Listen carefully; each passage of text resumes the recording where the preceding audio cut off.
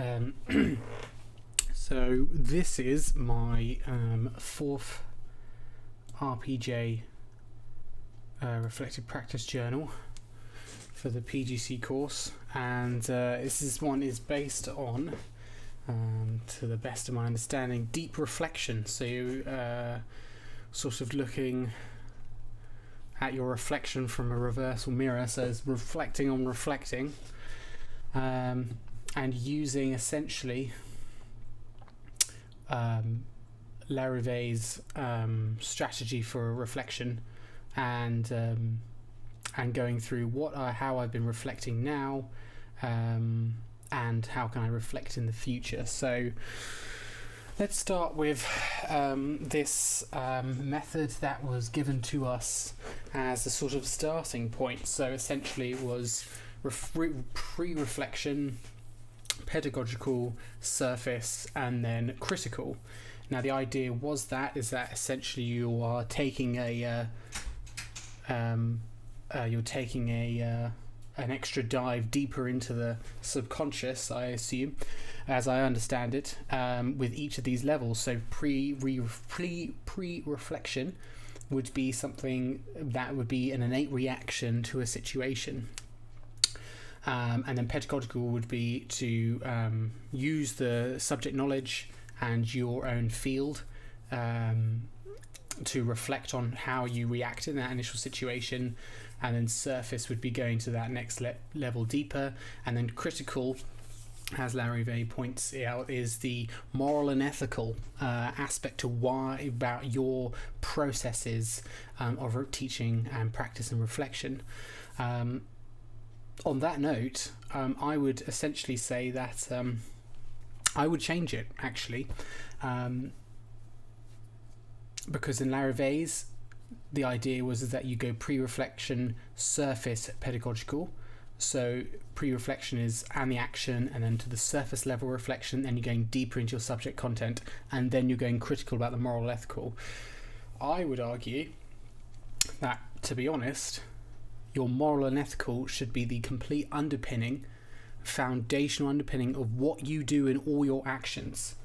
I find there's absolutely no reason to do anything without any sort of given purpose. And I'm sure many psychologists would say that any action either has a conscious or subconscious reason or purpose for it. And so this argument and this idea that your moral and ethical idea to why you are doing certain actions in your teaching practice should be the last thing you're doing is quite perplexing.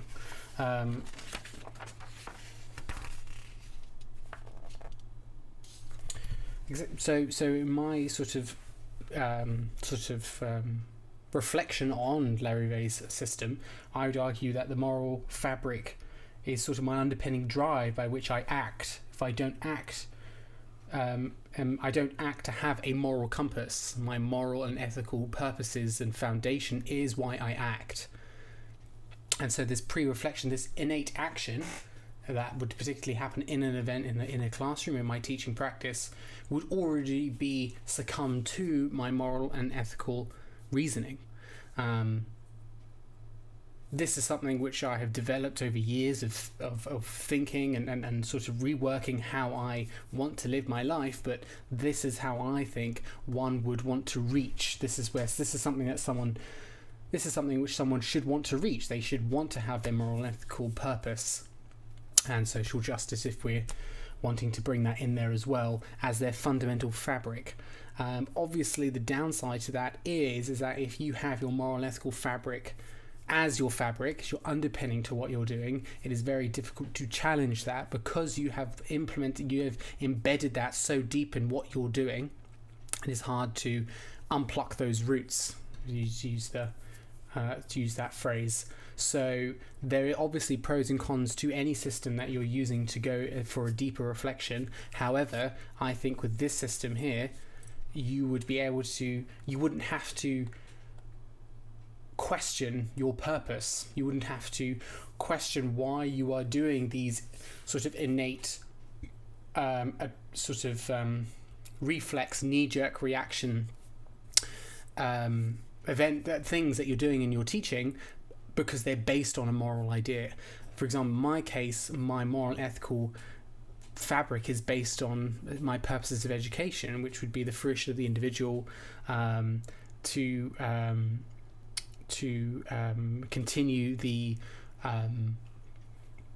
development and continue the acquisition and the development of the wisdom and knowledge that society has grown, our society has developed over the centuries, and to continue that going through Western tradition and through my Catholic faith.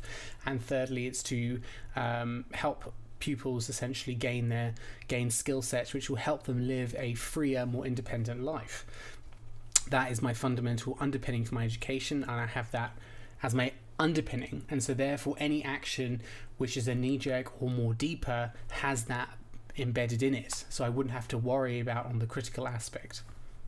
So that was sort of my reflection on the first part of this RPJ. The second part of this RPJ is essentially sort of review of what I've been doing and how I can sort of use an example in my teaching so far and how I've reflected on it and an impact on the future. So at this point in the RPJ4, this is post M1, so I'm sort of been using Sean's method of reflection in action and reflection on action, or reflection during and after in a particular event, and I've been using that to look at how I can improve on my teaching practice, and also incorporating, what it doesn't say here, the 5 ways of knowledge which we do use in RPJ1, and looking at gaining expert advice from my mentor at my school and my PCM and other classroom teachers to help me gain an insight into how I can improve my teaching.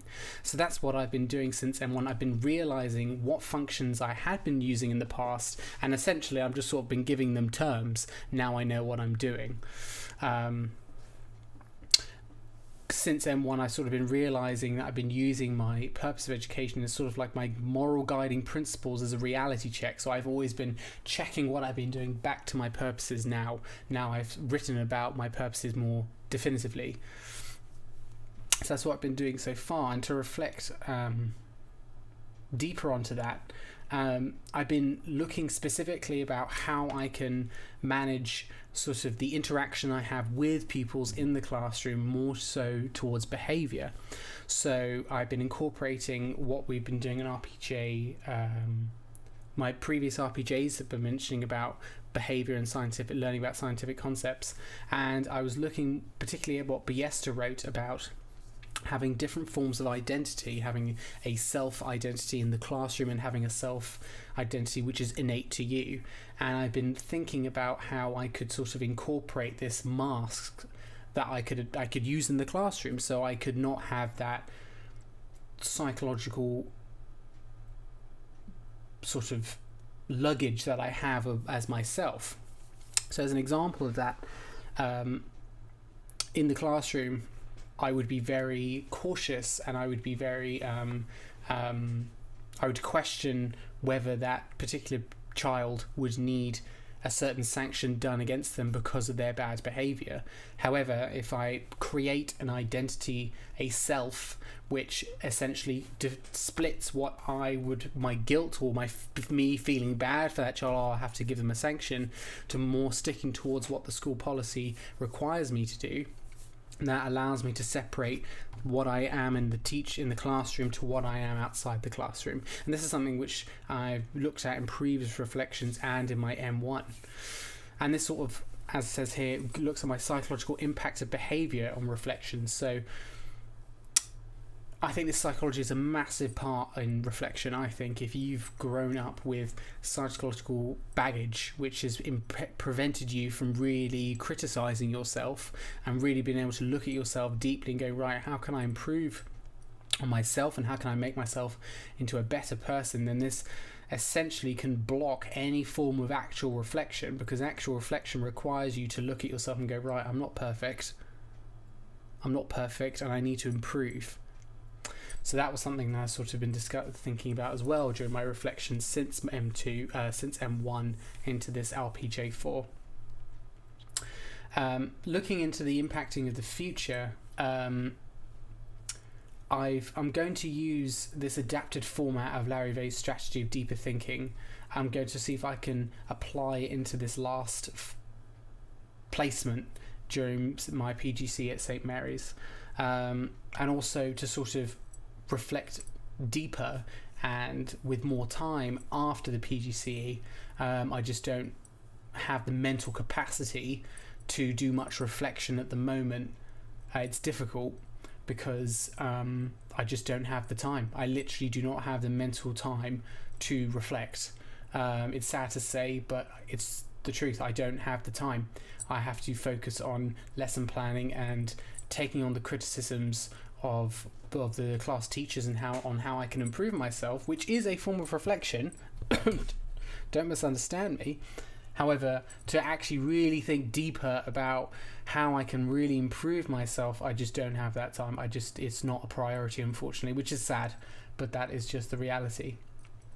So that's what this is concluding the RPJ4, my discussion on RPJ4.